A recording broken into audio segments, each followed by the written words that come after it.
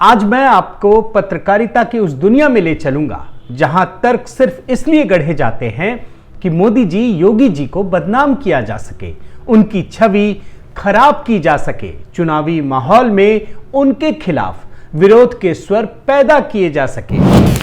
ये वो लोग हैं जो पहले कहते थे कि योगी जी अयोध्या से चुनाव लड़ेंगे क्योंकि उन्हें विकास नहीं हिंदुत्व के नाम पर वोट चाहिए। Now it seems increasingly more likely that it could be Ayodhya. Main poll plank of the BJP has been the Hindutva ideology. फिर यही लोग कहने लगे कि अयोध्या से वो भाग गए क्योंकि उन्हें सेफ सीट चाहिए थी। Is Gorakhpur really the safer option? जो सबसे पहले चुनाव समिति की सबसे तेज खबर निकाल कर लाए थे कि योगी जी अयोध्या से ही चुनाव लड़ेंगे। चुनाव समिति की ओर से मुहर लग गई है, मुख्यमंत्री योगी आदित्यनाथ अयोध्या से चुनाव लड़ेंगे। वो बाद में भाजपा पर ही इल्जाम लगाने लगे। दबे खाने आपके ही नेता लगातार इस तरह की बातें कह रहे थे कि मुख्यमंत्री जी का टिकट अयोध्या से फाइनल हो चुका है, लेकिन अचानक गोरखपुर में एंट्री क्यों करवा दी?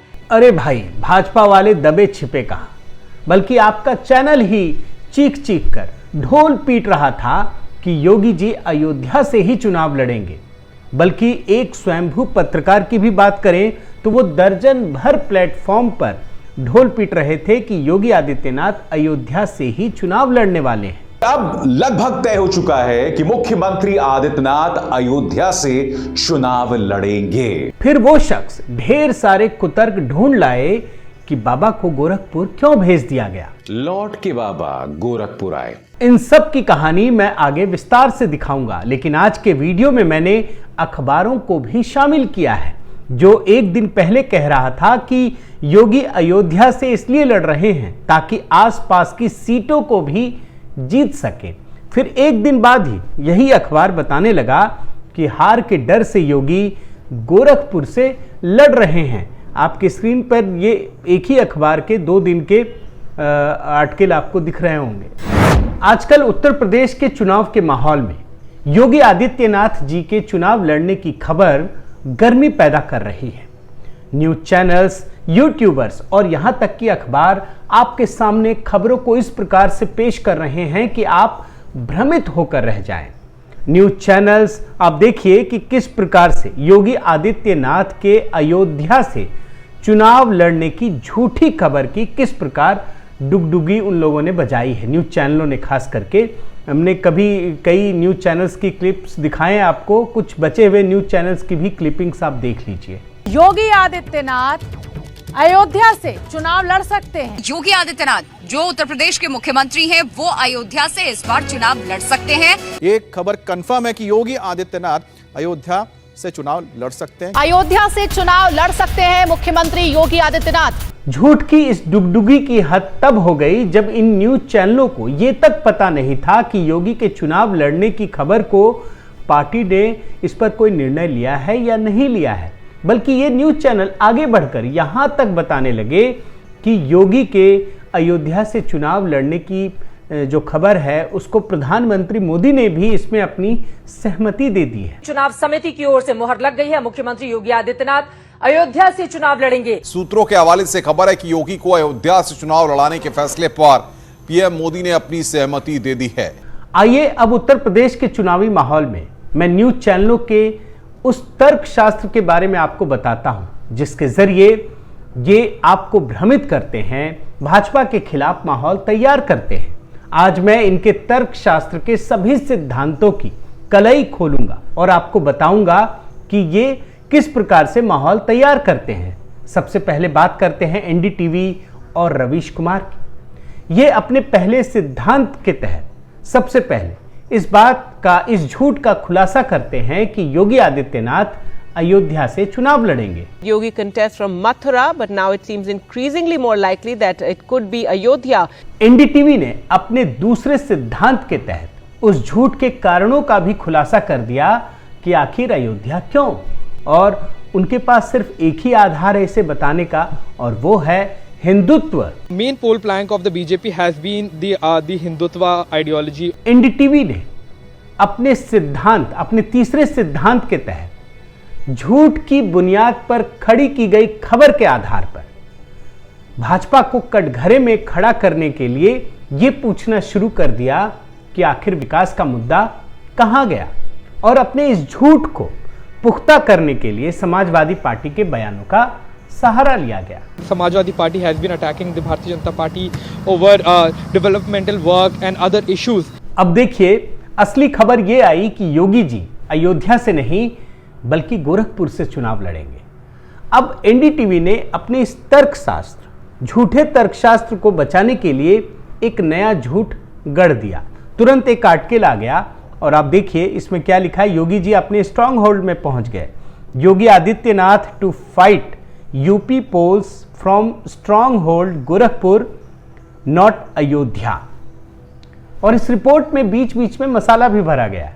मैं आपको इसका एक अंश पढ़कर सुनाता हूं। Polling for the Gorakhpur urban seat which is the chief minister's stronghold and voted him to the Lok Sabha for 5 straight terms till 2017। यही बात एनडीटीवी ने अपने चैनल पर भी इस चीज को दिखाई। Yogi Adityanath is going to fight the Uttar Pradesh election from his stronghold of Gorakhpur, not from Ayodhya, not from Mathura as was widely speculated. जो अभी तक योगी जी को अयोध्या और हिंदुत्व के नाम पर बदनाम करना चाह रहे थे, खबर के बदलते ही उनके तर्कशास्त्र के नियम भी बदल गए। अब वो ये कहने लगे कि हार के डर से योगी जी गोरखपुर पहुंच गए हैं। मतलब ये है कि जो व्यक्ति 2 दिन पहले हिंदुत्व की वजह से अयोध्या में जीत रहा था, वही व्यक्ति 2 दिन बाद हिंदुत्व की वजह से अयोध्या में हार रहा है, इसलिए गोरखपुर जा रहा है। क्या ये बात किसी को हजम होगी? लेकिन न्यूज चैनल ये एनडीटीवी चीख चीख कर यही कहने लगा कि यही सच है। यहां तक कहने लगा कि मुख्यमंत्री के लिए सबसे सुरक्षित सीट गोरखपुर है। Gorakhpur really the safer option. NDTV के तर्कशास्त्र के पुरोधा रवीश कुमार, जिन्हें इसके लिए मैक्से से पुरस्कार तक मिल चुका है, जो इस तर्कशास्त्र के मंझे हुए खिलाड़ी हैं, उन्होंने इन सारे तर्कों को मिलाकर एक लंबा चौड़ा ब्लॉग लिख दिया। और उन्होंने इसका शीर्षक क्या दिया है ये भी देखिए।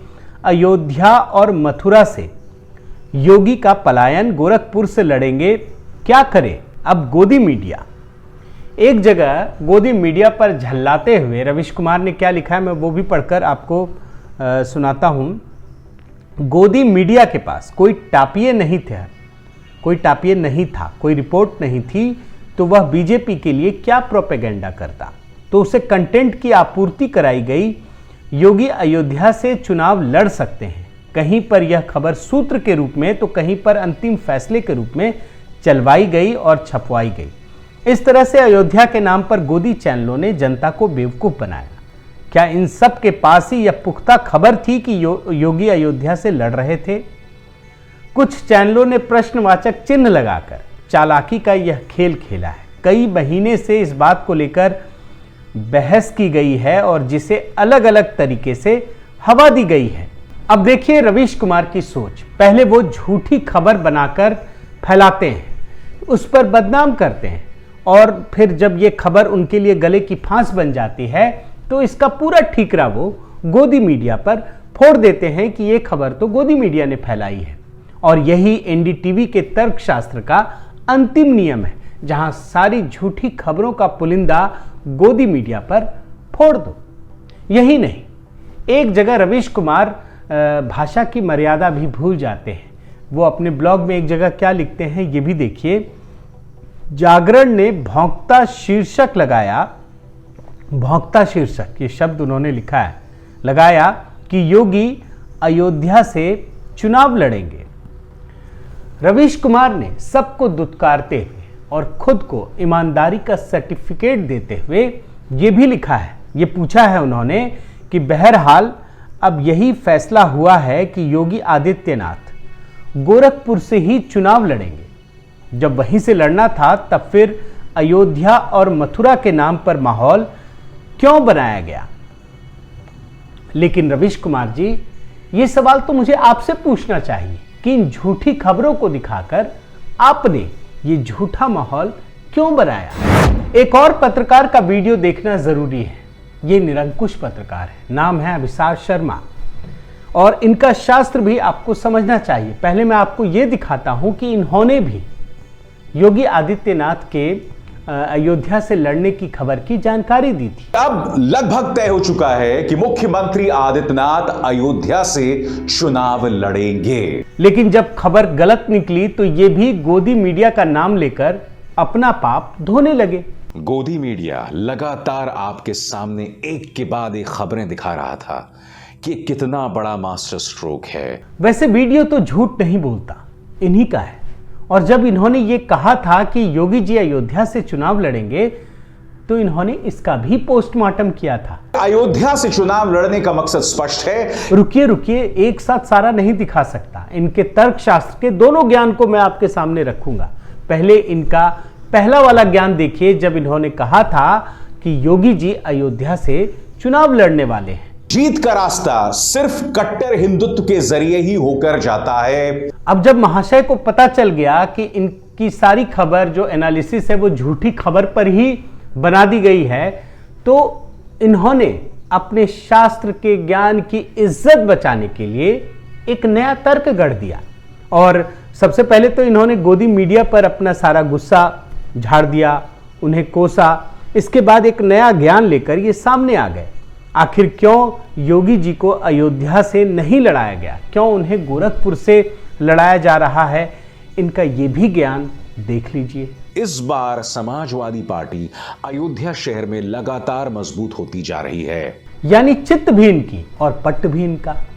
अब इन्होंने अपने एक झूठ के आवरण को छिपाने के लिए, ढकने के लिए एक दूसरे तर्क का आवरण बुन लिया। अब इन्होंने एक नई थ्योरी गढ़ दी और उन्होंने क्या कहा ये भी देखिए। इन्होंने ये कहा कि अगर योगी जी चुनाव जीत जाते तो राम मंदिर निर्माण का सारा श्रेय मोदी जी की जगह योगी जी को मिल जाता। अभिसार ने बड़े ही करीने से मोदी जी और योगी जी के बीच एक खाई पैदा करने की कोशिश की और इसी वजह से ये तर्क बुना कि योगी जी को इसी वजह से अयोध्या से गोरखपुर भेज दिया गया ताकि राम मंदिर का श्रेय योगी जी को ना मिल सके। आप समझ गए होंगे कि एक झूठ को बुनना और फिर उसको परोसना इनका काम है। राम मंदिर का श्रेय या राम मंदिर को लेकर जो गतिविधियां चल रही हैं उसका श्रेय किसी और को जाए। जाहिर है ये खबर भी उतनी ही झूठी है जितनी झूठी थी योगी जी की अयोध्या से चुनाव लड़ने की खबर। वैसे राई से पर्वत बनाने का काम सिर्फ न्यूज चैनलों और यूट्यूबर्स ने ही नहीं किया, बल्कि बहुत सारे अखबारों ने फेक न्यूज फैलाने का काम किया है। और मैं ढेर सारे अखबारों की जो कटिंग्स है, क्लिपिंग्स है, न्यूज़ वो आपके लिए लेकर आया हूँ। ये देखिए, ये है अमर उजाला। देखिए क्या लिखा है, यूपी चुनाव के लिए भाजपा का मास्टर स्ट्रोक, राम मंदिर निर्माण की लहर में योगी अयोध्या से लड़ेंगे चुनाव। अमर उजाला। इसके बाद आप देखिए दैनिक जागरण की ये खबर है, इसकी हेडलाइन, अयोध्या से चुनाव लड़ेंगे योगी आदित्यनाथ, दिल्ली में भाजपा की उच्च स्तरीय बैठक में बनी सहमति। सब कुछ इन्हें पता है। हिंदुस्तान की खबर देखिए, अयोध्या सीट से चुनाव लड़ेंगे सीएम योगी, हिंदुत्व के एजेंडे को मिलेगी धार, दिल्ली में पार्टी की बैठक में हुई चर्चा। अखबारों को सब पता है, आप समझ गए होंगे। जनसत्ता को भी देख लीजिए, अयोध्या से लड़ेंगे सीएम योगी, राम नाम से जाति के कार्ड को काटेगी बीजेपी, सर्वे में भी मिले अच्छे संकेत।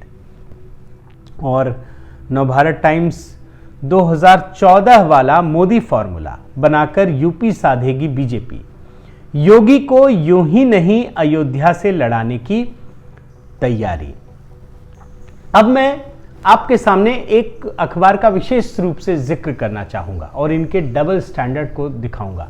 मतलब झूठी खबर तो सब ने फैलाई, लेकिन एक झूठ से भी एक नए लेवल पे, नेक्स्ट लेवल पे पहुंच गया। और ये अखबार है दैनिक भास्कर।